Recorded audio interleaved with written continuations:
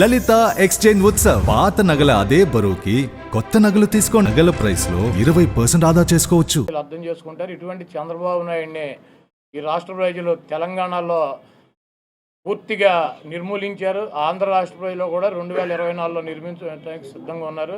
ఏదేమైనప్పటికీ ఎన్టీ రామారావు లాంటి మహనీయుడు ఆశయాలని ముందుకు తీసుకెళ్లాల్సినటువంటి అవసరం ఉంది. కాబట్టి తప్పకుండా ఆయనకి అభిమానిగా 28 సంవత్సరాల నుంచి ప్రతి సంవత్సరం కూడా ఆయన వర్ధంతి జయంతి కార్యక్రమాలు ఇక్కడ పెద్ద ఎత్తున నిర్వహిస్తున్నాం.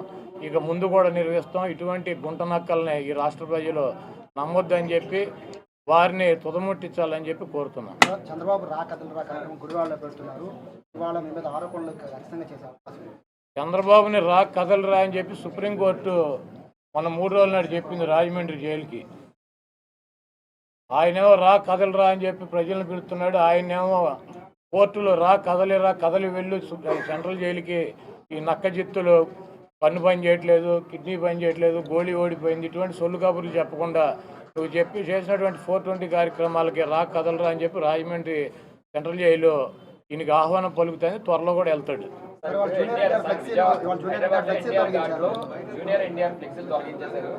బాలకృష్ణ గారు చెప్తేనే తీసేసామని చెప్పి కూడా చెప్తున్నారు అక్కడ ఎన్టీఆర్ ఘాట్లో హైదరాబాద్. ఇప్పుడు జూనియర్ ఎన్టీఆర్ ఫ్లెక్సీలు తొలగిస్తే ఎవడ తీయమన్నా అది కానీ ఊడిపోయిన ఇంటికి కానీ ఊడిందా? వాళ్ళ నీచమైన బుద్ధి. ఎన్టీ రామారావు పేరు చెప్పి భజన చేసుకునేటువంటి కుటుంబ సభ్యులు ఎన్టీ రామారావుని పెద్ద ఎన్టీఆర్నేమో చంద్రబాబు కోసం దించారు. జూనియర్ ఎన్టీఆర్నేమో సిగ్గు లేకుండా బాలకృష్ణ మళ్ళీ అల్లుడి కోసం ఈ లోకేష్ పప్పుగడి కోసం సర్వనాశనం చేసేటువంటి కార్యక్రమం పెట్టుకున్నారు. ఇటువంటి బాలకృష్ణలో ఇటువంటి చంద్రబాబు నాయుడు 1000 మంది వచ్చినా కూడా జూనియర్ ఎన్టీఆర్ ఊడిపోయినటువంటి ఇంటర్ కూడా పేర్లేరు. వచ్చే ఎన్నికల్లో కొడాల నానికి డిపాజిట్లు కూడా రావు అని చెప్పేసి టీడీపీ నేతలు ఇవాళ సభ ద్వారా మేము ప్రూవ్ చేస్తామని చెప్పి టీడీపీ నేతలు. చంద్రబాబు 2014 ఎన్నికల ముందు 3 సభలు పెట్టాడు గుడివాడలో. అప్పుడు కూడా ఏ సొల్లు కబుర్లు. కాకపోతే పోటీ చేసే అభ్యర్థులు మారారు, వచ్చి ప్రగల్భాలు చెప్పే సొల్లుగాళ్ళు మారారు.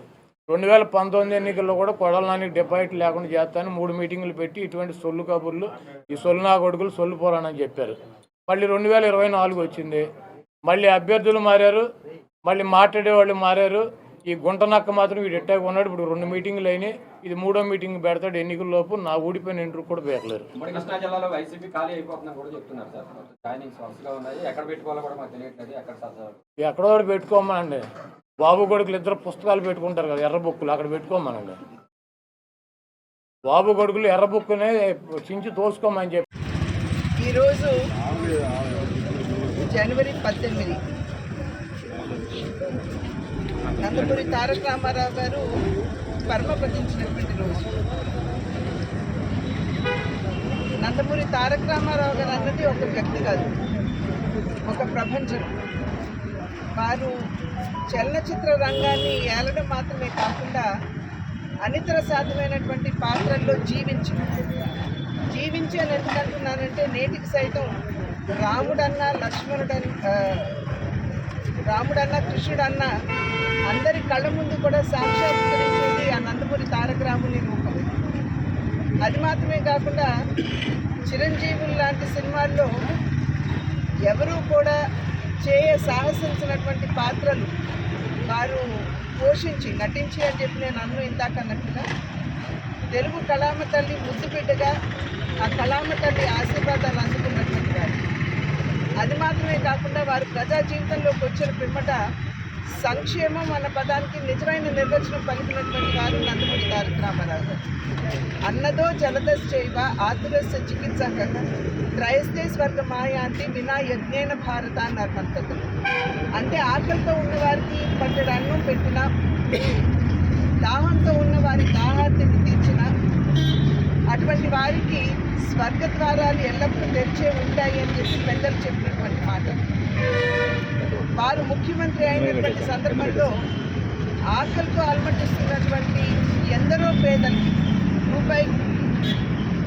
₹2కే కిలో బియ్యాన్ని ప్రవేశపెట్టి, అదేవిధంగా దాహార్తితో అలమటిస్తున్నటువంటి రాయలసీమకి హంద్రీనీవా, గాలేరు నగరి, తెలుగు గంగ వంటి ప్రాజెక్టులు అందించి అక్కడ ఆ ప్రాంతంలో వారి దాహార్తిని తీర్చుతూ ప్రత్యేకించి మహిళల యొక్క అభివృద్ధిపై ప్రత్యేకమైనటువంటి దృష్టి సారించి ఆస్తిలో సమాన హక్కు, అదేవిధంగా ఒక ప్రత్యేకమైనటువంటి విశ్వవిద్యాలయం, మరి వైద్యం చూసుకున్నట్లయితే ఎన్టీఆర్ హెల్త్ యూనివర్సిటీని వారు స్థాపిస్తూ వారు మెడికల్ ఎడ్యుకేషన్ ఏదైతే ఉందో, వైద్య విద్య ఏదైతే ఉందో దానికి ప్రత్యేకించు, ఇవన్నీ కూడా ఇవి కొన్ని మాత్రమే నేను చెప్తున్నాను.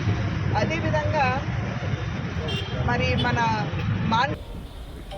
తర్వాత ఆయన ప్రవేశపెట్టిన రాజకీయాలు రాకముందు, రాజకీయాలు వచ్చాక ఆయన ప్రవేశపెట్టిన ఈ పథకాలు, అమలు చేసిన పథకాలు ఇప్పటికీ ఎందరో వాటిని ప్రవేశపెట్టి అమలు చేస్తున్నారు. అందుకే ఆయన పేదవాడి ఆఖరి తెచ్చిన నాన్న ఆయనే. అలాగే జనం యొక్క భవిష్యత్తు చూపించిన నాన్న ఆయనే. అలాగే ఆయనకు తోడుగా ఉన్న ఆడపడుచులందరూ కూడా ఆర్థిక స్వాతంత్రాన్ని ఇచ్చిన ఒక అన్న కూడా అయ్యాడు ఆయన. మరి ఆయన ప్రవేశపెట్టిన పథకాలు ఈరోజు మొత్తం భారతదేశంలో అన్ని రాష్ట్రాల్లో కూడా వాటిని అమలు చేశారంటే మరి కిలో బియ్యం 2 రూపాయలకి అయితేనేమి, లేకపోతే మహిళలకు ఆస్తిలో సమాన హక్కు అయితేనేమి, అలాగే రైతులకు 50 రూపాయలకి హార్స్ పవర్ యూనిట్ పవర్ ఇవ్వటం అయితేనేమి, భూమి శిస్తు రద్దు చేయడం అయితేనేమి, అలాగే ఈ యొక్క చేనేత కార్మికులు ఈ యొక్క చేయూతనడం ఏంటి, చేనేత వస్త్రాలు వాటి ద్వారా, అలాగే పక్కా ఇళ్ళ నిర్మాణం అయితేనేమి, కాంక్రీట్ స్లాబులతో ఇళ్ళ నిర్మాణం అయితేనేమి, అలాగే విప్లవాత్మక సామాజిక మార్పులు ఎన్నో తీసుకొచ్చారు.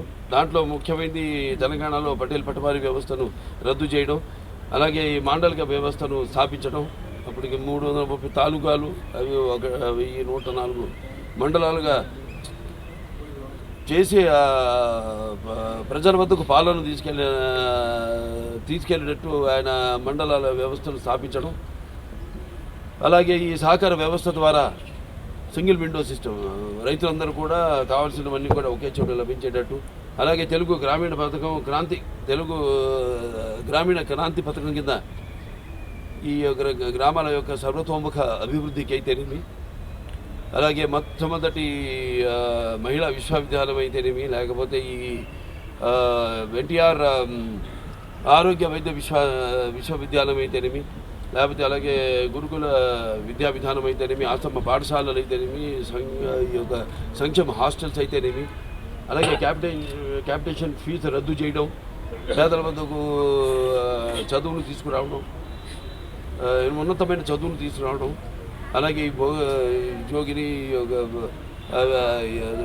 వ్యవస్థల దేవదాసి వ్యవస్థలు రద్దు చేయడం అయితేనేమి, అలాగే హైదరాబాద్కి నాగార్జున సాగర్ ద్వారా నీళ్లు ఇవ్వడం అయితే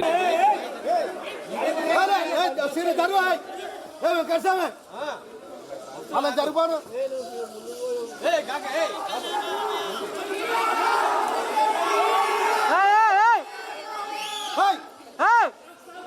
హలో భయ్యా భయ్యా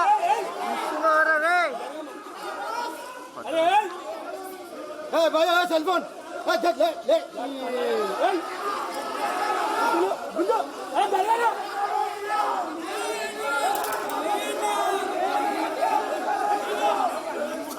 అన్న ఖాళీ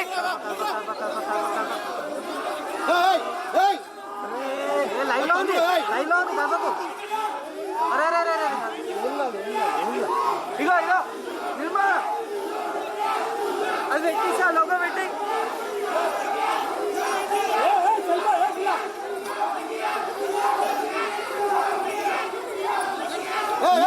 బయటికి ఏం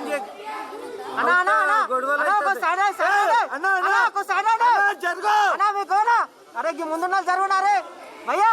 హలో భయ్యా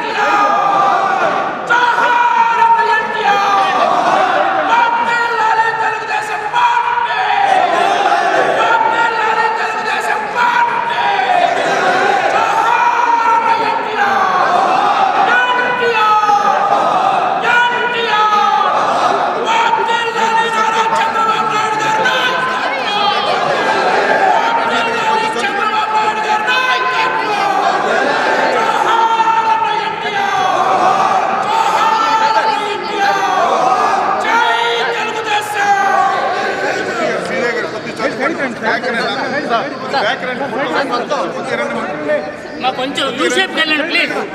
యూ షేప్లో ఉంటే అందరూ కనిపిస్తారు. అమ్మా మీడియా కూడా కొంచెం